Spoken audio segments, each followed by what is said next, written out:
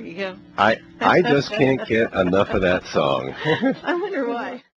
Welcome. This is the Matthew Bronson Show on KUPR 99.9 in the high desert of Placitas, New Mexico.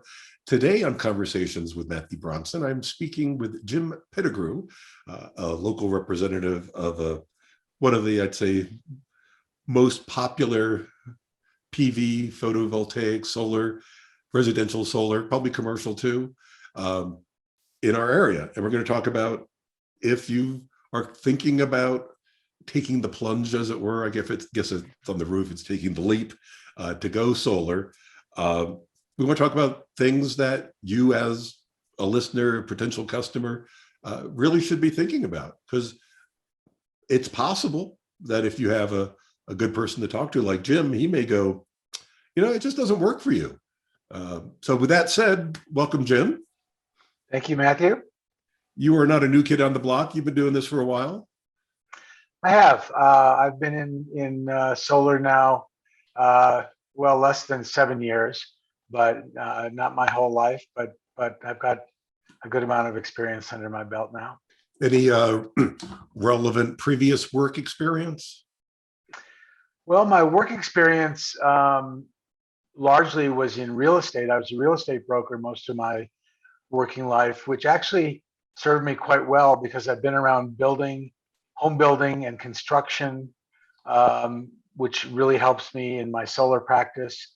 And I've been, a couple of my interests in building and construction were particularly in energy savings, HVAC systems, and all those things are closely related to solar and the discussions we have when people are thinking of going solar. So I would say there's, I've had some pretty good relevant experience, yes.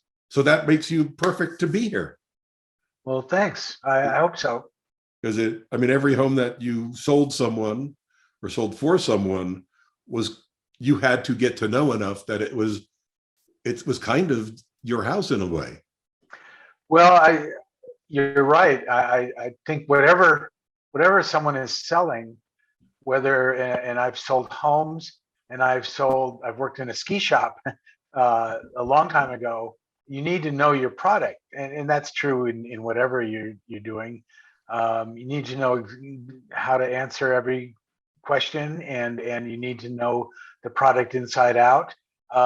One mentor of mine said you also need to know the competitor's product well enough to sell it, and which helps you know why your product might be better than the competitors, or maybe not better. But so I can never be too educated in the technology, in the products, in the process, the regulations, all those things. And then I pass that along. I don't really think of myself as selling solar. I believe I teach it. I feel like more of an educator than a salesperson. If I can help you understand how it works, how the technology works, how the finances and the utilities work, then you, the customer, can make an informed decision about what you want to do. I'm not here to twist someone's arm and talk someone into going solar. Right. I would think, and tell me if I'm wrong on this, because I usually am, when someone calls you and you go to see them, Mm-hmm. they are much more committed to buying solar. It's almost like a first date. Do they want to buy it from you? As opposed to when someone goes in to buy an automobile, they could be months away from really wanting to buy an automobile. So you're in a better position selling wise.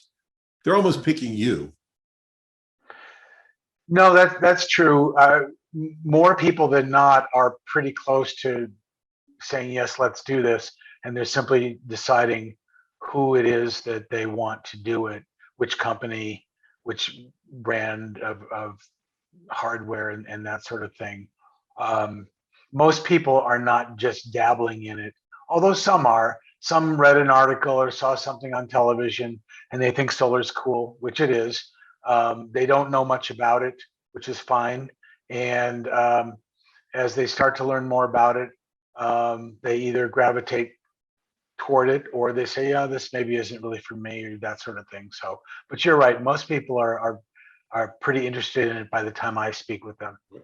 And when you meet with them, have you ever had to say, "I'm sorry, this is not for you"? I mean, are there Not certain very often. scenarios where it doesn't work? There are some. The homes that have a ton of shade, which is not usually here in Placitas, but there are parts of town down in Albuquerque where you've got beautiful trees along the bosque, where there's just so much shade that it doesn't mean that solar won't work at all, but it's just a sort of matter of diminishing returns. You need so many panels to make a minimal amount of power. The numbers get pretty well out of whack. So, and then other people, it's up to them whether it works for you or not. Some people want the return on their investment to be much faster than it is. And of course, so that's up to them. Some people decide that they're just too old to make it worth their while, that they won't get the return or even break even maybe while they live in that house. And they might be right. So that's up to them. But it's not usually a black and white, no, this will not work for you. It's more of an environmental issue. Like if you're in Seattle, that might not be the place for PV. That's true. Seattle actually may not be the best, not only because of the cloudy weather, but because their hydroelectric power is awfully inexpensive. By contrast, for example, one of the biggest solar marketplaces in this country is New York, New Jersey, Massachusetts, Pennsylvania. And those places are not particularly sunny, but their grid electricity is so expensive that solar becomes almost a no-brainer in many cases. Right. That's interesting. That's just coming out of the gate, as they say, there are some go, no go kinds of decisions. But for our area, where one might say we have too much sunshine, especially if you were follically challenged like myself, never had to wear a hat before any place I lived, and never used sunblock. And here, right, it's like walking on the surface of the sun, which in many ways is wonderful. But no, we have a lot of sun. All right, that's for sure. So you and I had kind of come up with a list, and the very first thing on the list that you shared with me was get in the right mindset. What do you mean by that, or whoever came up with this list? The mindset might include knowing why you want to go solar and what your expectations and goals sort of are. Some people want to go solar strictly from a financial standpoint. They want to save money.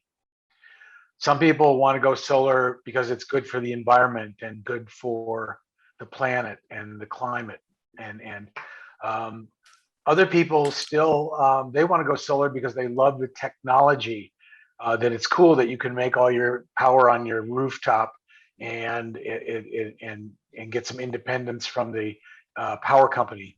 So the right mindset, or at least being aware of your mindset, might include your motivations for going solar, and then what your expectations are. Is this thing going to pay for itself in 3 years or 5 years or 12 years? Is the power company going to pay me to go solar? Is the government going to give me a free solar system? These are some of the things that I address with people from time to time. I'm interested in your third one. Will they give me a free solar system, as I'm now under contract to get one? Not around here, they won't. There are people who see things online, especially, who tell me that they're going to get a free solar system from the government, and I tell them to make sure to give me that information because I want one too. Yeah. I don't think it's happening that way. No, it does vary from state to state what incentives are out there. Here in New Mexico, the biggest incentives are the 2 tax credits that come, one from the state of New Mexico and one from the federal government. And between those two, most people will get back over a third of the price of their system within a year or so of buying it, and that's very substantial. Sure. But the government isn't actually giving you a solar system, even if they're giving you back a good chunk of what you spend to get one. If I understand it correctly, that this whole tax rebate for solar installations is another political hot potato. They want to reduce it. I guess the power companies want to reduce it, or who's behind all this? And is it going to go away? Do we have to rush to get solar now? A couple of things on that. It's a fine point, but it's important. It's not strictly a rebate. A rebate would be more like when you buy a refrigerator or a TV and you send in the coupon and they give you $200 back, period, no questions asked. These are tax credits, and they only apply against your income tax liability for this year. So, for example, people who don't pay any income tax, if you don't make enough money to pay tax, or disabled veterans, for example, that don't owe income tax, they literally can't take advantage of the tax credit because they're not paying any income tax. So it is a really smart CPA and attorney. that might be. That takes me out of the running. Me too. But I see it on TV all the time. Right. So it's not strictly a rebate, but it functions pretty much like one. And who's behind it? I mean, the credits come from the legislative bodies at the state level and the federal level, from the New Mexico legislature, from the US Congress. Each of those bodies has decided that it's worth incentivizing people to go solar, and that by giving back a portion of the purchase price as a tax credit, they can get more people to go solar. And there's a variety of motivations for doing that, whether it's helping the environment, whether it's creating jobs in the solar industry, whether it's helping people get more independent from the utility, whether it's taking on utilities which are generally regulated monopolies. Right. I'd say there's a number of motivations there. But I think people need to understand it really is not a rebate, as it were. They're not getting money back. It's reducing their tax burden. If they used to owe $10,000 in taxes, now they might owe $9,000 in taxes. It's not like they're going to get 30% of the purchase price back in a check from Rakuten or one of these rebate companies. But it's still, at the end of the year, it is a financial savings, but in a different way. It's absolutely a savings. And depending on how someone pays their taxes, they might actually get a refund check back, or their refund check that comes back from IRS might be larger than it otherwise would be. So in some cases, it literally is a check in your hands.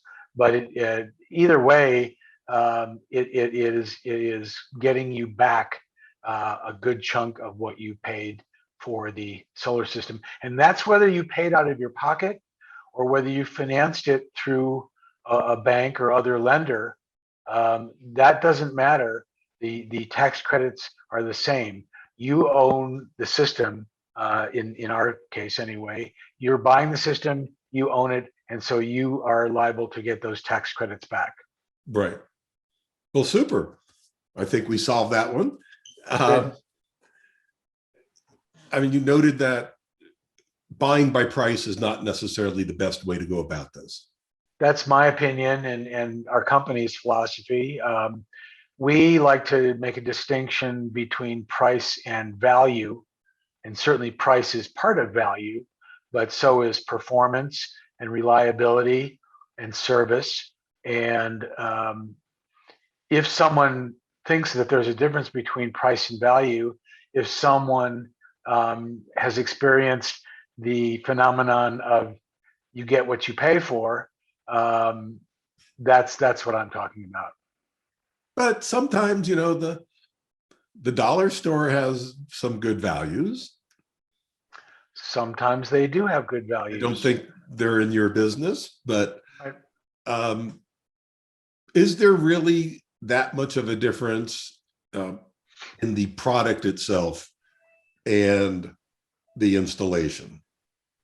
Is it product installation and then the monitoring, or is it really just broken down to the product and the installation as the major components you want to look for? I would say the latter. There is a clear difference in the level of products out there. There's a range of products out there in terms of their technical performance, their warranty coverage, their reliability and durability, the financial stability of the manufacturer. Here's a product that is coming in most cases with a 25-year warranty, and you'd like to think that the manufacturer is still going to be in business in 5 or 10 or 20 years in case there is an issue. You'd rather that the manufacturer was not long gone out of business. And I've got then a lot of MCI stock if you're interested. there are a number of solar companies that have come and gone from the marketplace. I'm talking about manufacturers of panels. Solar has become a very competitive business, both at the manufacturer's level and between the local installation companies like our firm. And not everyone makes it. And that's the nature of business. And it's an exciting time to be in the business, but it's gotten very competitive. And likewise, there's clearly a difference in the installation companies that one can choose from to, and it's not just the installation, it is the design and engineering of your system. It is getting the permits from the city or county or your homeowners association, and also from P&M, the skill and speed with which those things are done.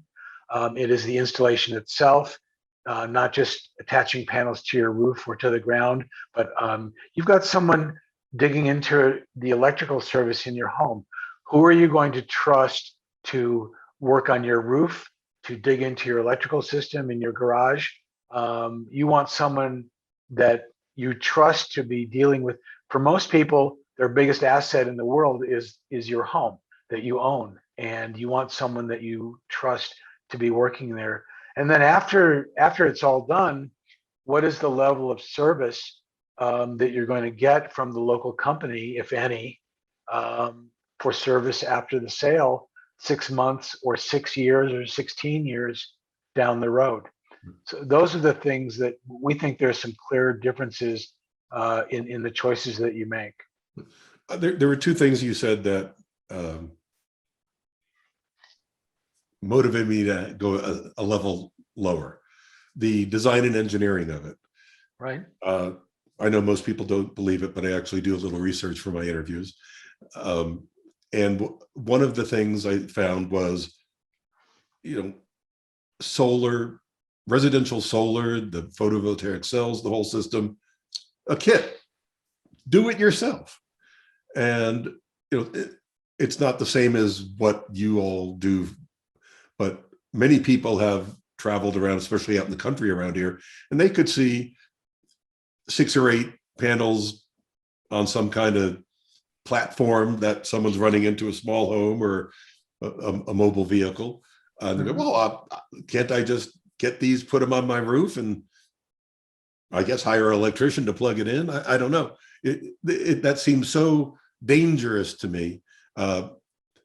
So I get the fact that you got to deal with the government and the power companies. Mm-hmm. But what's the design? I know what my power usage is. I know how much panel it produces. I know I'm oversimplifying it. So, educate me. Sure. Designing a system, there are 2 main aspects. One is the physical layout of the panels, where they go on your roof, which direction they face, how much shading, if any, is going to affect the performance of those panels. And then the other side of it is the electrical side of it, tying that into the home's electrical system. I'm good at the first part in terms of laying a system out and assessing the shading and those kinds of things. We have professional designers at the office that do the electrical side of it, because I'm not skilled at doing that. But there's a fair amount of homework that goes into doing that correctly and accurately predicting the performance of your system. I might tell someone to cover your needs, Matthew, you need 18 panels on your roof, and someone else might tell you that you only need 13 or 14, and that the system's going to cost a lot less than what Jim told you. And I might be right, and they might be right, but probably both of us are not right. I tend to be pretty conservative on my estimates and fairly accurate on my estimates of what it'll take to cover your needs. So that comes with some years of experience, and we have some pretty sophisticated design software to do all that estimating. At your house in Placitas, for example, you have almost no shade on your roof. It's not a big issue. But if you think again of that home I mentioned down in town in the Bosque, where you've got some 60-foot cottonwoods all around the house, it's going to be important to get an accurate picture of the effects of those trees on that system. Right. And even parts of Placitas, up by the Las Huertas Creek back there is some almost forested areas. That's true enough. Yep. So how much is enough? It's that controlling your expectations. I'm going to have so much solar. I'm going to get rich off of this and selling it back. Right. Or, I'd like to see it go down. I don't mind spending $20, $30, $40 a month, average. But what is the industry target that you're trying to sell? Well, the industry target is not to be coy about it, but it's to give the customer what he wants. And once we've had a little talk about what's possible and what your expectations are, for most people, they assume that we'll be making 100% of their power on their roof for them. And that's a reasonable expectation. And I know why people assume that. And what that means is I will look at your electrical bill over the last year, and I'll see how much power you use in a year's time. And I will, in most cases, try to design a system that will make that much power for you. And we can get into the specifics of how that works, especially with P&M, where most of our customers are. The fact is that we can make power for you and have you use it at different times of the day and different times of the year. But the point is, for most people, I want to make, and you want me to make 100% of your power. And that's how much is enough. 100% for most people is enough. Sometimes people want more than 100% because they know they're going to be adding a hot tub or an electric car in the next 12 months, and we make the system even bigger. And that's done quite commonly. Other times, as you said, people say, well, I'm fine with a $30 or $40 a month bill rather than my $250 bill right now. So then I'll design a system for them that makes only 80% of their power for them. It also costs less upfront, and they're more than happy with that. So it's sort of a case-by-case basis. Is it human nature that people are going to use more electricity if in their minds they're not paying for it? Because I've lived in parts of the world where water was really, really an issue. Not right. We think we have a water problem. I'm talking real water problem. And you learn to do things like actually turn the water off when you're brushing your teeth. Sure. So I'm going to make my house 62 degrees in the summer. Right. You see that happening? It's a curious thing. I actually see both ends of the spectrum for a lot of people. A lot of solar customers do just what you're suggesting. well, you suggested, but yeah, It's more what I'm now planning on when I have now solar. now they've gone solar. They've got free electricity, so they're going to run their air conditioner at 62 all summer and create a skating rink in their living room. And we'll go over and play hockey in July. And they're going to run their space heater in their office all winter and go crazy. We see that. I'm in. Um, Other people, curiously, go just the other way. Now that they've gone solar and now that they're looking at their usage and their solar production, they actually start getting more conservation minded and they start turning lights off and they start minding the thermostat more and they actually see their usage go down even though they just went solar. The biggie, I think, for most people is they go shopping in the refrigerator. They open the door and look and stare and look around, Right. and that's a killer for power. That can be a killer. It's true. So there's a gamut of reactions to going solar, but I do have a number of people who, once they go solar, they and often their kids, I'm afraid, think that it's a free for all. I had someone that was upset. She thought her solar system was broken because all of a sudden she started getting pretty good size P&M bills, Mhm.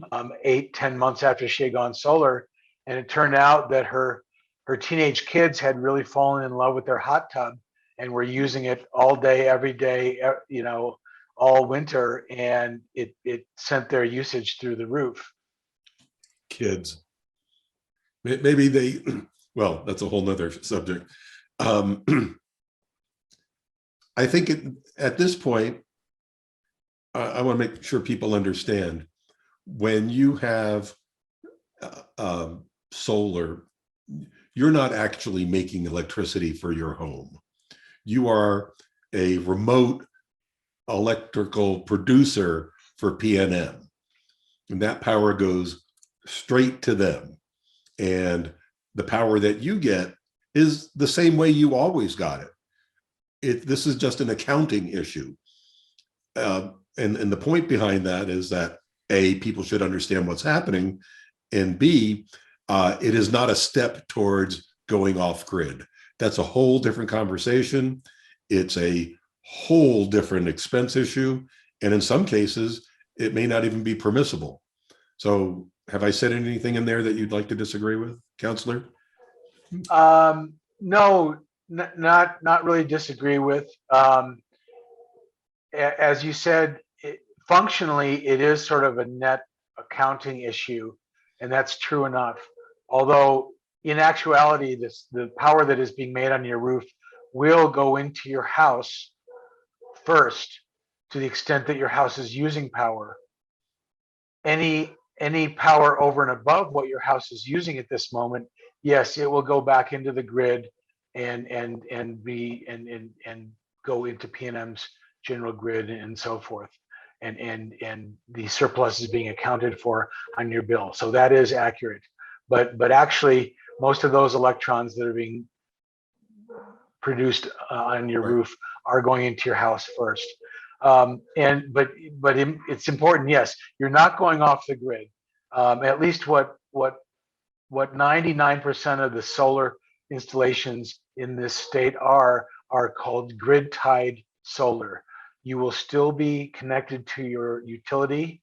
You'll still get a bill every month, even if you're not buying any power from them. You'll still have a monthly service charge, currently around $8 a month in PNM country. But you're not going off the grid. That is correct. And if we do have a periodic outage, you will not still have power. You will be out as if you didn't have solar. That's an important point, and a lot of people don't know that, and I understand that. It would be natural to assume that, hey, I've got solar on my roof, so even if the grid's down, I'm okay, right? Yeah. Well, actually not. And here's why. It's a safety issue, and it's not a PNM rule. It's not our rule. It is the National Electrical Code. And the reason for it is this: if the grid is down in your neighborhood The Right. linemen are going to be down the street trying to fix it. And if your solar system is sending power back into the grid, someone can get hurt. So when the grid goes down in your neighborhood, your solar system is required to automatically turn itself off. And then people go, well, what about these super batteries? And say for the average home in Placitas, looking at least what, $15,000, $20,000 to be able to have, I guess, a backup as opposed to having an emergency generator. That's right. You can add a battery, or in today's nomenclature, an energy storage system, because actually the box is much more than a battery. And what it will do when the grid goes down, it will automatically switch you over to using the battery power. It will automatically isolate you from the grid. And now you're essentially an island yourself. You're using power from your battery. You're using power from your solar system. Your solar system is also recharging your batteries. And for the extent of the outage, if your storage system is sized correctly, you can function behind the meter, as it were, and be happy as can be. And what percentage of your customers choose to go that way? Currently, around here, maybe 1 in 20, 1 in 30. It's going up every year. We know that nationally it's higher than that, and that's due to a couple different reasons. But around here, it's still fairly low. We don't have, in most of P&M country, we don't actually have that many outages very often or for a very prolonged time. We don't have hurricanes, obviously, around here, those big storms, that sort of thing. And the energy storage systems, frankly, are still pretty expensive for most people's budgets. And right now, it's preventing a lot of people from signing up for that part of it. Warranties, just very simply, they're, is it like tires where it's prorated? You get 23 years, but you've had them for 10, so we're only going to give you 13 years rebate? And you on solar or on battery systems? On the solar, on the panels. Most of the top line equipment manufacturers today are providing 25-year factory warranties. The fine print differs a little bit between the brands. Most of them say that at their option, they can replace the equipment or give you a prorated amount. In our experience, in the first part of that 25 years, the early years, they're absolutely tending to replace things. Parts and labor? Parts and labor in most cases, not in every case. You need to ask your solar person or read the fine print carefully yourself on the warranty language, because they're not all the same. Most of them include labor and shipping and those kinds of things, but not all of them do. And we've been in business going on 25 years, but most people's solar systems are only 2 or 5 or maybe 10 years old. And so we don't have a lot of experience, honestly, with warranty claims at the 20-year mark. We don't know exactly what the manufacturers will tend to do at that point. Right. And all of the other obvious things, even if the solar salesperson is a neighbor or a friend or a friend of a friend, still talk to at least the second person, maybe even a third. I don't think this is all so complicated that you need more than 2, but that's what our parents told us. So we got to do that. And then, of course, check for licensing and maybe go to the state court system, wherever, and look if there were ever any judgments or issues with that particular company. Just do your due diligence. This is not the most expensive thing, but 25,000 is what to kind of expect. Yeah, I think that's really good advice. I mean, this is a big investment. Um, it's it's a good chunk of money for most people, for most everyone, Yep. and it's also it's something that's meant to last for 30 or 40 years, for at least 25 if that's the warranty period. So it's not like, if your toaster that you just bought last weekend fails after 6 months, it's not going to be a big deal.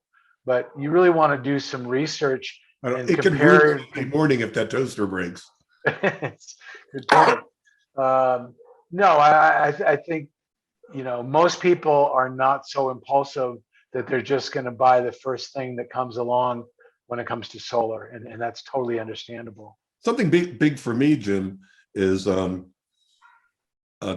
your employees, obviously, anybody coming out to your house is going to have a certain amount of staff of salespeople, maybe only 2 or 3, but then who knows what happens after that, regardless of what they say.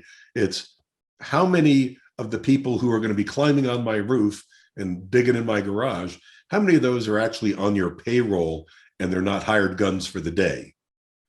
And in your case, your company has a regular payroll for these people.